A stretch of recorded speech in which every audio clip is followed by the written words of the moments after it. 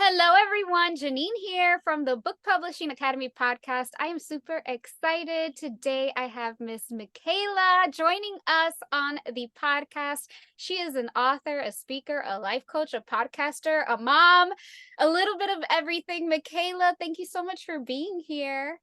Thank you, girl. Yes, I wear a lot of different hats. So I it's know.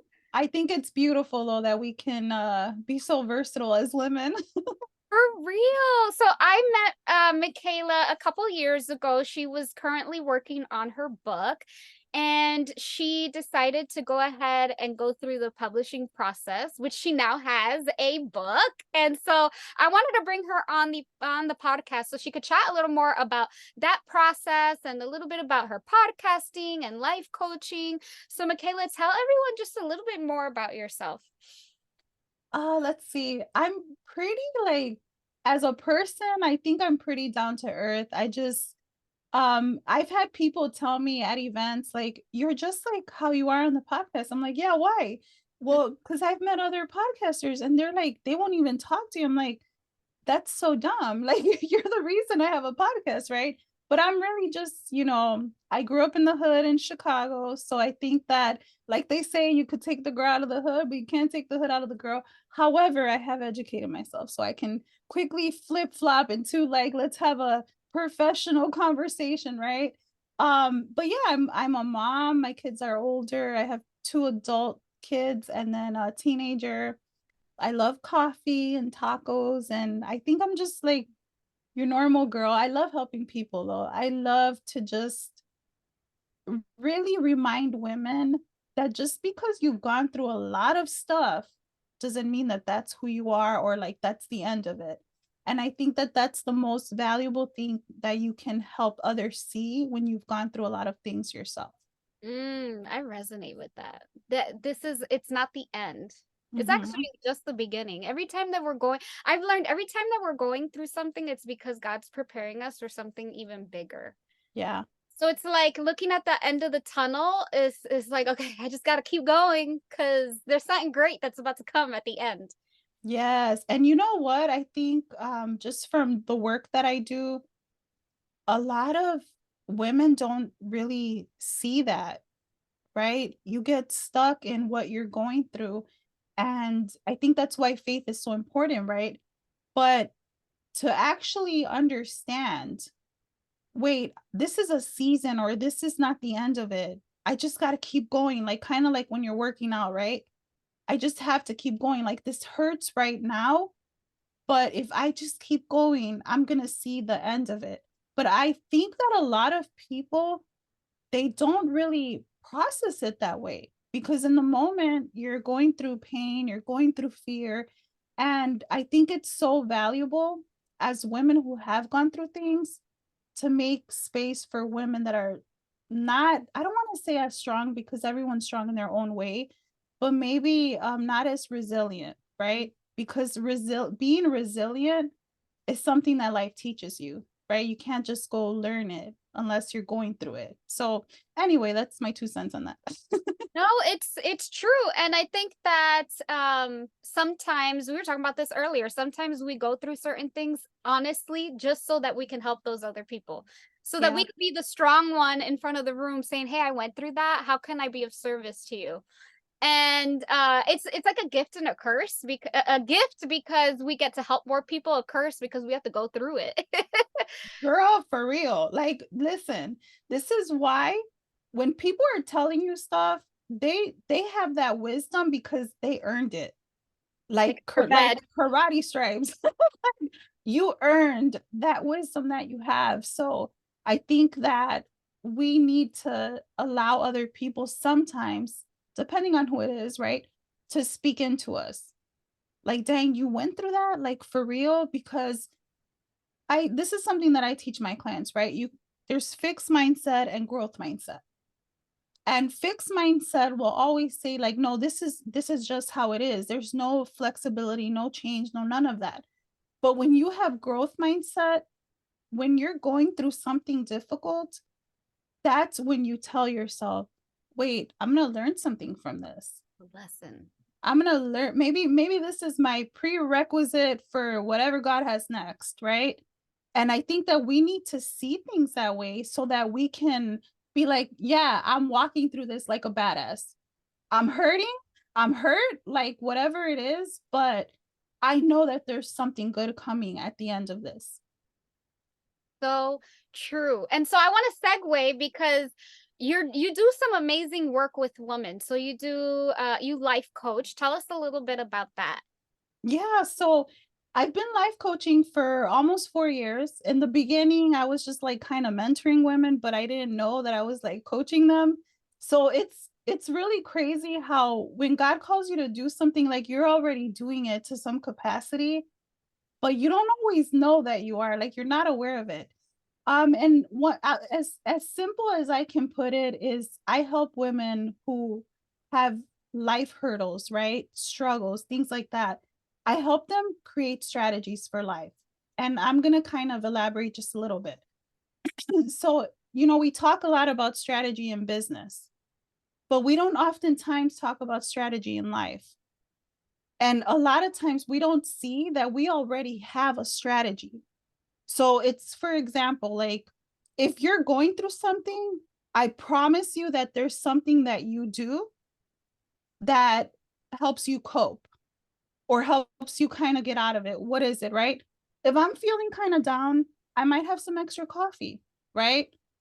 I might sit down and like, okay, yeah, what's going on with me, right? Let me analyze what I'm feeling. What am I doing that's helping me cope with XYZ, right?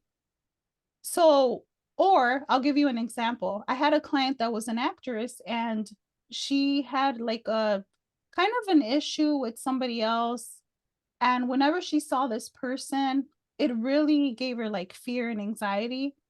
So I'm like, how can you best prepare for when you're going to encounter this person so that you don't miss out on another opportunity, right? For work professionally. Because that's the thing about hurdles and struggles is that they can prevent us from moving forward in life. Mm. So we kind of created a strategy, right? And I allow my clients to kind of lead. Well, I think that I could kind of visualize it before I actually get to the place. I think that I can pray before whatever it is, right? It's very unique to the person. So, creating those strategies are just ways to help you be more successful. Why? Because when you've gone through trauma, when you've grown up in dysfunction, when you come from a broken home, when you've gone through a lot of things, you have triggers. You have things that Right. still haunt you. Yeah. Mhm. And we're not always aware of those things or negative self talk, right? Or the thoughts that are intruding, the thoughts that haunt us, the thoughts that bully us. Do we ever really think about what we're thinking? Because here's the thing is that we entertain every single thought. And because we have thousands of thoughts, we never hold our thoughts accountable. So to even say, wait, hold on, that's not true. Why am I thinking that? You know what? Let me focus on my work. I don't have to listen to this. Right? Those are all strategies. And Mm. if we understood that we can create a strategy for our life for the things that we're struggling with, girl, how many of us would stop overthinking? How Mm. many of us would stop listening to the voice of others? This is why a lot of women, I say women because I work with women, right? But this is why a lot of women don't trust themselves because they've already been conditioned to doubt themselves from when like they were little kids, especially if you grow up like a little Latina, right? How many of us heard, mira tu prima, look at so and so, look what they did. Look, why can't you do that? Why can't, right? And so that's, I think, the beauty of having gone through a lot of shit, excuse my language, because now oh, I can help you with that, right? So a little encouragement for listening. Don't think that your struggle is a bad thing. That can actually be your secret tool, your secret weapon to help other people. That is so true. And one thing that you said about those thoughts, something that I tell myself, and I was taught this in a book, I think it was. But because it's so easy to get into those negative mind loops where we start ruminating in the same thoughts over and over and over, right? Like when we're driving, you might be on a 40-minute drive and literally the 40 minutes you're thinking about that thing that pissed you off or that triggered you. And one thing that I learned was I tell myself, you have 5 more minutes to think about this and then you're done. Think about something. Like I literally tell myself that. Or sometimes when it's been like 6 months, come on girl, like you should be over this already, I start to tell myself, this thought no longer serves me in this moment, and then I Wow, start thinking about something else.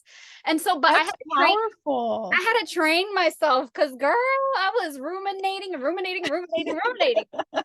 So but But I that's love your strategy. You see that? You have a strategy. That's so powerful. I had to learn it, but I love that you do that, that you teach women, that you can help, because a lot of people, unfortunately, and I was one of them, I didn't have strategies, right? And so you end up in this moment where you're depressed for a year, or you hold on to this baggage for 10 years, and it's like it doesn't have to. You can feel it in the moment for 5 minutes. Give yourself 10 minutes to cry, and then okay, this doesn't serve me in this moment. Let's move on to the next thing. Yes, girl, for real. Yes, because that is so valuable. Like you're holding yourself accountable, and that we don't like to do that. We Hard. don't like to hold ourselves accountable. Like I know sometimes I'll tell myself, like, girl, why you tripping about that? You're like overreacting. Girl, stop. You gotta coach yourself sometimes. You really do. So okay, so you life coach, you started your podcast, coaching women through the podcast as well. Tell us just a little bit about that, and then we'll get right into the book and how Yeah. that happened for you. And I'm laughing a lot because I had an extra shot of espresso in my coffee, so I'm super wired. But so I started podcasting 4 years ago.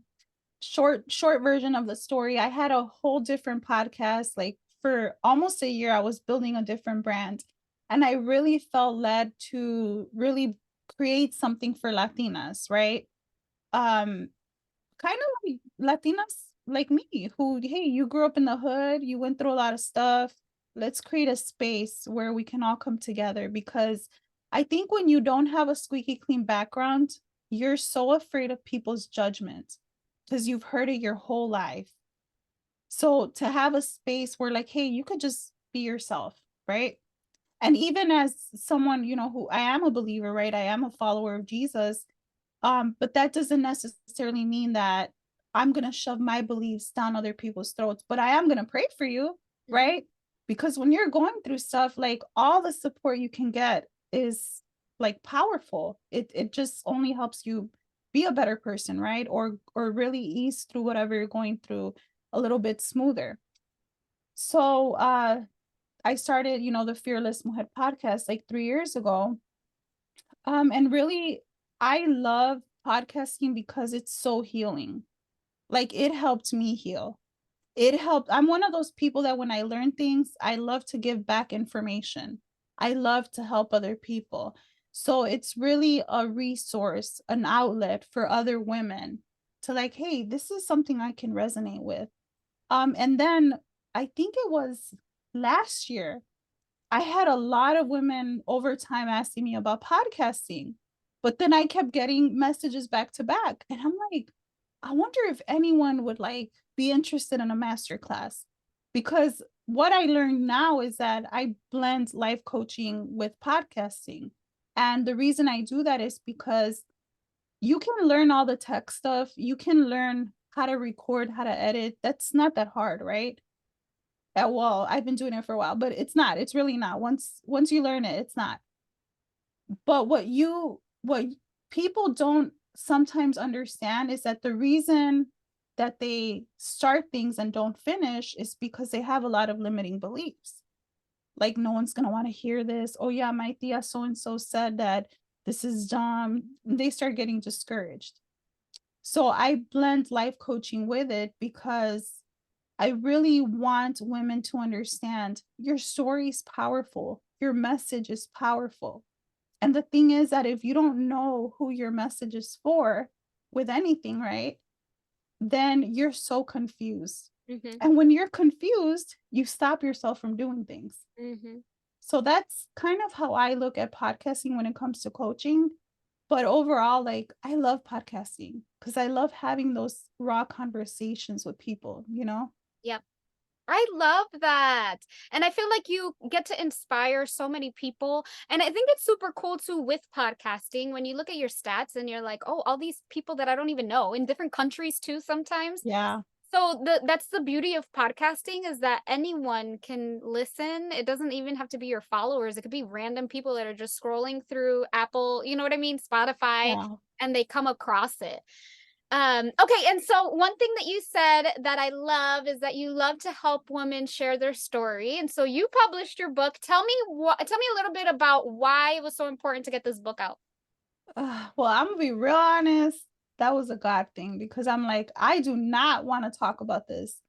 But as I was writing the book, it was very triggering because, well, the book's not so much about sexual abuse, but it really is the aftermath as a mom and then as someone who survived it also and having to heal. But the thing about healing, Janine, is that when you're healing from something, other things surface. And that's why it's so hard to heal. It's so hard to push through and actually do it because now there's all these other things that start popping up, right? So the book is really a guide. I will call it a guide to healing, to letting go, whether that's people, whether that's an old version of you, and really just finding your purpose, right? What are the things that you aspire to do? Because if we're talking about your past not being your identity, then that means that you should be able to accomplish anything that has been put on your heart, anything that you're passionate about. But it's actually empowering yourself to let go of the things that are hurting you, that are hindering you from moving forward, of the limiting beliefs, of what people are saying, of the labels that people have placed on you. So the book is really like a coaching tool because you can literally sit there and dive into those things that maybe are holding you back. And I always like to say this, your setback is a stepping stone to something greater. And in your darkest moments, you find out who you really are. And overall, the book is really, it's called Dear Fearless Mujer, You Were Created for More. It's a little Spanglish because that's just me. But it really is a reminder to know, like, man, I really was created for so much more. And I do like implement my faith because that's what's important to me. But it's not like a pushy, like, no, you have to believe in this. It's part of my story. So I love it. So the Fearless Mujer, and tell us, so Michaela actually got started with the Book Publishing Academy, going through our modules, learning, and then she got picked up by a publisher. So tell us more about that. yeah, so well, okay, so I had started writing this book, and then I remember I saw that you had like you were like offering like I think it was like 4 sessions. And I'm like, dang, I should go ahead and just do it. So you kind of gave me that courage to just like keep writing. So I had sat with you and I'm like, yeah, let's just do it, right? So I enrolled in the book publishing academy. And I just remember I was on Facebook and I seen some kind of ad for like a publishing company. And I don't know, I just had this thought like, well, what if I submitted my manuscript to them? And I had a conversation with the person there, and they're like, "Yeah, go ahead and send it in." And here's where my limiting beliefs, and I say this for people who aspire to write a book, because I'm like, they're not gonna want this book. This book's in Spanglish, first of all. They don't know what a fearless mujer is. Like, they're not gonna want this book from a little Mexican girl, right? But the feedback I got was, this is such a great book to help women overcome hurdles in life. And I was like, wow, the whole Spanglish didn't even Hazel. matter. Yeah, because later on, I forgot what her title was. She was like, you have a whole other audience that will connect with this book. that someone else will not be able to reach. And that's the beauty of your story, right? So yeah, so I went through basically everything you would go through as, self-publishing, you know, picking the cover and proofreading and making sure that okay, the editing they did was good. And I mean, it's a whole thing, you know that. Like it's a whole thing. The only thing was that I didn't have to, do that myself, right? But it's still like a lot of work on the backside of it, making sure like, oh, this is formatted right, things like that. Because the publishing company that I went through, they give you 100% rights to your book. Oh, that's awesome. Yeah, so it's kind of like a hybrid, and so they want to make sure that everything's according to how you want it. But I mean, it was, girl, the only way to describe it is like you had a baby and you're like giving birth, and there's a lot of work. And that's the thing, is like back to like kind of what we had been talking about. Just because something is hard, you got to tell yourself, no, I'm going to push through this, I'm going to keep going. But after the book was done, I had 2 boxes of the books. And I don't know why, like I saw this book where she had pictures and quotes, and I kind of was inspired by that. And so I put pictures in my book. And so I had these 2 boxes. And I remember I woke up in the middle of the night and I'm like, what have I done? Everyone's gonna read this. Everyone's gonna know what happened.